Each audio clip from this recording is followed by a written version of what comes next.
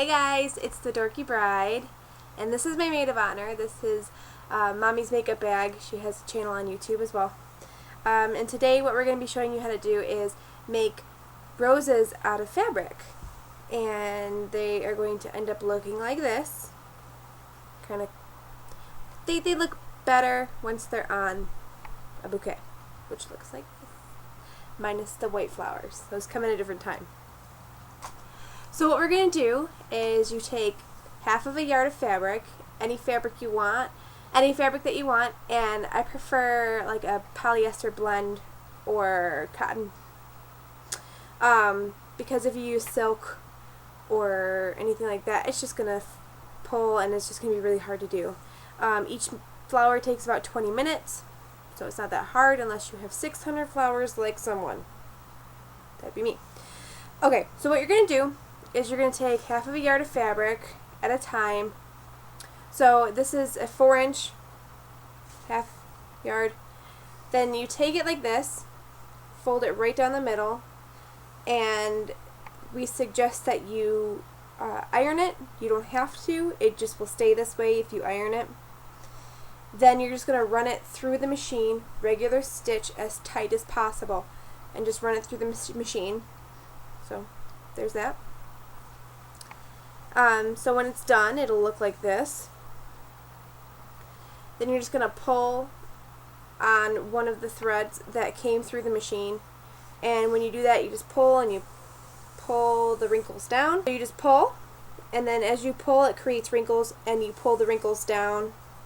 And once you get through a whole flower, it's going to look like this. It's going to wrinkle up on itself, roll up.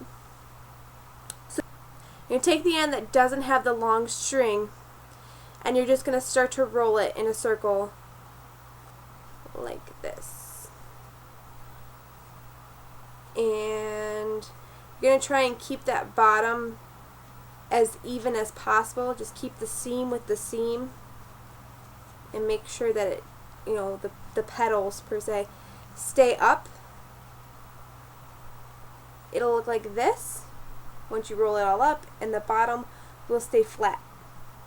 Then you're gonna thread the needle through the long piece of string that's still hanging out, and Danielle's gonna show you the rest. Okay. Once you have your flower all rolled up, you've got it on your string.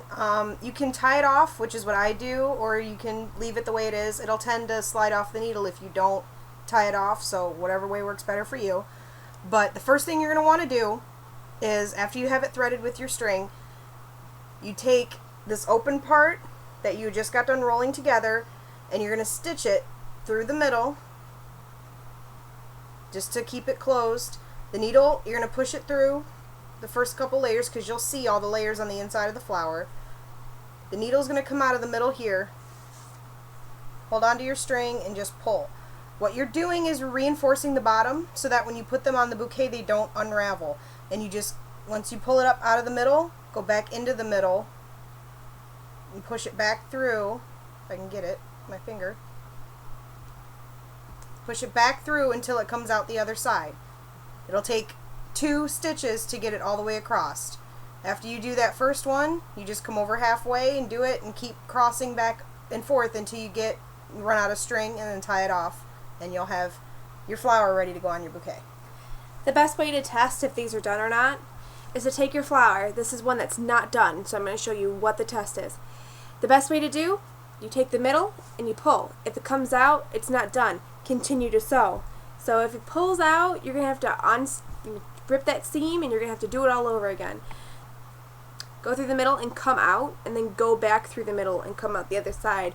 That way you know you're getting through the middle of the flower. And to save yourself from having to redo it, as you're working, take a look at where your layers are, and if you have to push the bottom and push the middle in a little bit to flatten them out, that's fine. Or get about halfway done and then just kind of go around and tug, and you can see. So my wedding is in 2 months. I didn't want to buy real flowers. I wanted something that I could keep, but I didn't want the fake flowers that you buy from the store either. I wanted something that I made. So we've been working on this for 6 months, 3 months, something like that. And we've done 3 bouquets already, And mind you, I had 2 yards of blue fabric, which I swore up and down was enough for my bouquet. It wasn't. I had to go out and buy more fabric. And this is my bouquet. And just so you can see the difference, that's the difference in size. The styrofoam ball that I bought was not much bigger than this one. And it turned out quite a bit bigger. So, my point is, we've been working on this for, I'm going to say, 3 months. Going through step to step to step. Takes about 20 minutes per flower on a good day. It's a long process. Just so you know, I don't want to spill them. None of these are done. We still have about 200 flowers that we have to sew together in 2 months. It's a process. It needs to be done, but it's cheaper than buying real flowers. If you want to save the cost, you're going to have to pay a little bit more time. It's also like a really good way to keep your bridesmaids involved and keep your maid of honor involved and keep the wedding party involved, is instead of just going out to breakfast or just keeping in touch, you can invite everybody over and just have a big flower party and just knock this stuff out. Because since we've been seeing each other every day and she's been coming over and back and forth and we've been working on these, we've actually knocked a lot of these out. And if she's not here and I don't have anything to do, I'll just sit there and just, sew flowers, because it doesn't take that long per flower. It just gets a little tedious. But if you have a very dedicated wedding party, it shouldn't be a problem. And in all reality, you have fun making your bouquet. So it's better in the long run. But a tip section. When you sew these shut, sew a bunch at a time. Leave a long string at the end. That way you have something to grab onto. Tip number 2, get them all done at once. Don't do one and then wrinkle it. Do all of them at the same time and then cut that string, sit down in front of the TV and just pull. It's just going to be so much easier. It'll go by so much faster and you won't even realize you've been pulling and pulling and pulling, and look, it's done. Check your tension on your machine. If it's too tight of a tension, when you go to pull, you'll just snap the string. So if you're trying to pull on them and you pull the wrong string or whatever the situation is and the seam rips, you got to sew it all over again. So check the tension on your machine. Know how your machine's going. If these flowers are maybe too high or too short for what you want to work on, figure out about how tall you want your flower to be and double it, because that's how wide your strip's going to be, because you're going to fold it in half and it'll be the right height. So just keep an eye out for that. So the flowers that we were showing you how to make will make this bouquet, minus the white. Just ignore the white, that's a different time. This is a done bouquet. This my bridesmaids bouquet. I only have 2 bridesmaids at the moment. So these are their bouquets. They're already done. And I have all those flowers still left to make. So those can be centerpieces. Those can be, boutonnieres. Those can be whatever. And how I did that, another tutorial all together. So this is a cotton polyester blend. It's very thin, and it's hard to pull through. The thinner the fabric, the harder it is to pull your flower.